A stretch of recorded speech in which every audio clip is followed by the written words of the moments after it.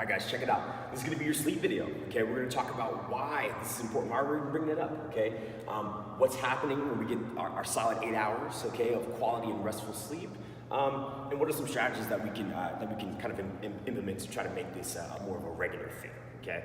So, the reason why we're bringing it up, there's a lot of stuff that happens inside your body when you were kind of in that deep sleep state, and we get a solid, normal sleep cycle, okay?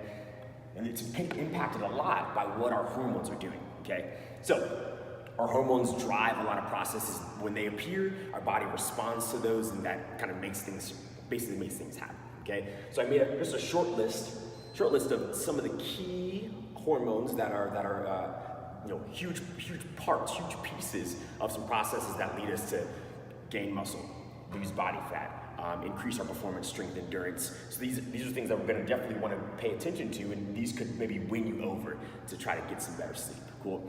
I'm in this challenge. The reason why I did this, I eat okay, it could always be better, but mainly it's because I wanna be a little more accountable to myself for sleep. So it's kind of cool that I get to do the sleep video, okay?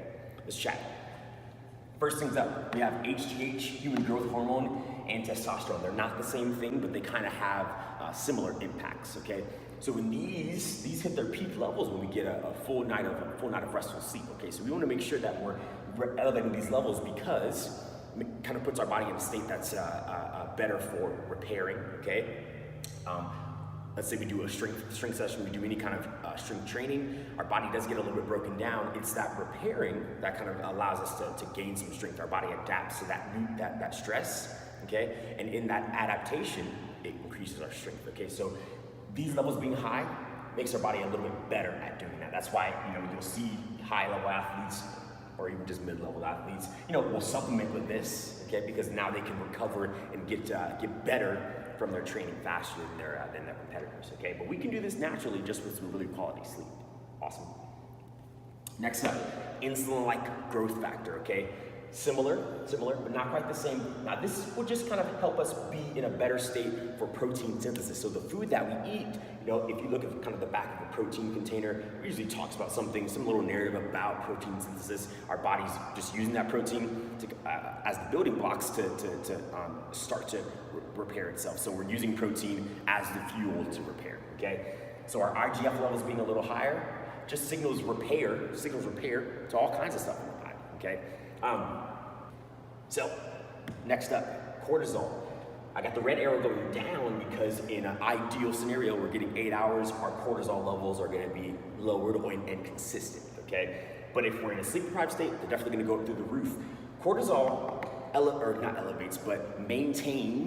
regulates our blood sugars, okay? Blood sugar levels. It also can lead, its elevated state could lead to a lot of different health issues, okay? If you are trying to kind of have your metabolism fired up and lose some body fat, you're gonna wanna make sure that your cortisol levels are low, okay? Because them being high kind of throws the whole blood sugar out of whack and will start to store excess body fat, okay?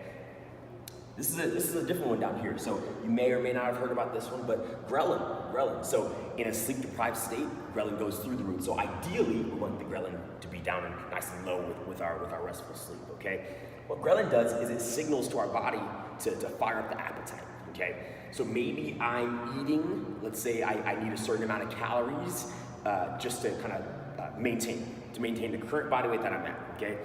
If I'm not sleeping enough, if I'm only getting a few hours of sleep or the sleep that I'm getting is not restful, it could raise the levels of ghrelin, okay?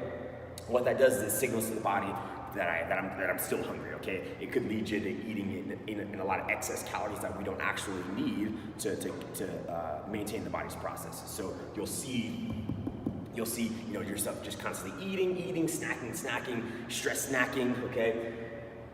We've all been there before where we've been kind of in a sleep-deprived state, and eating is just kind of a thing that just makes you feel a little bit better. Ghrelin should be at normal levels, okay, so that appetite ebbs and flows throughout the day naturally.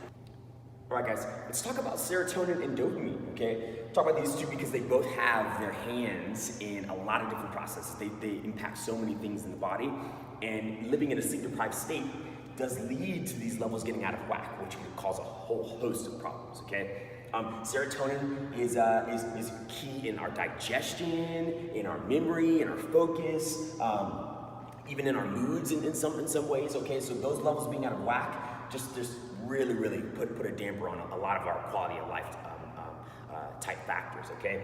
Our sexual desire is also linked to our serotonin levels, okay? So a full night's sleep can kind of reset and get everything moving, cool? Dopamine, we know, is the feel-good hormone, okay? Those levels are high, hey, we're feeling good. They're linked to better feelings.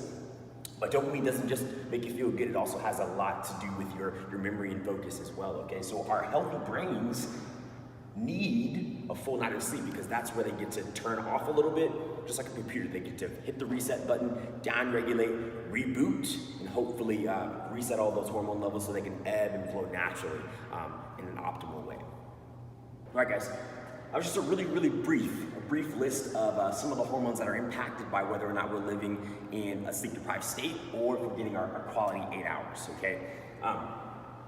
Brain function. Cool. If our brain is not getting a chance to shut itself down and kind of down-regulate and reboot, we're putting ourselves at risk of losing quality cognitive function, which impacts our job, impacts our time with our families. We want to make sure that we're taking care of our brains. We need our body to have that chance to shut down. Cool. How well we're able to, or how we're kind of set up to deal with stress, okay? Or our happiness, just our overall happiness could be impacted by these levels getting thrown out of whack because we're living in that sleep-deprived state, okay? If we're looking to make some physical changes, we're looking to drop some body fat, gain some muscle, some strength, recovery is a big key. If we, go hard in the gym all the time, but we're not taking care of ourselves outside the gym, we don't really get to adapt to that stress. We're just adding more stress to the plate, cool?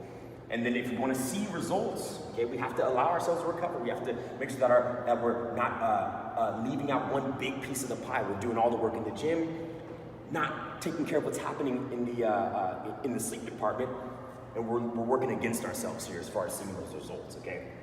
Guys, we're just trying to improve our quality of life, okay? If we have the gym locked down, we got nutrition locked down, the foundational piece, what lets us get the most from all that work is what's happening in the bedroom. Sleep.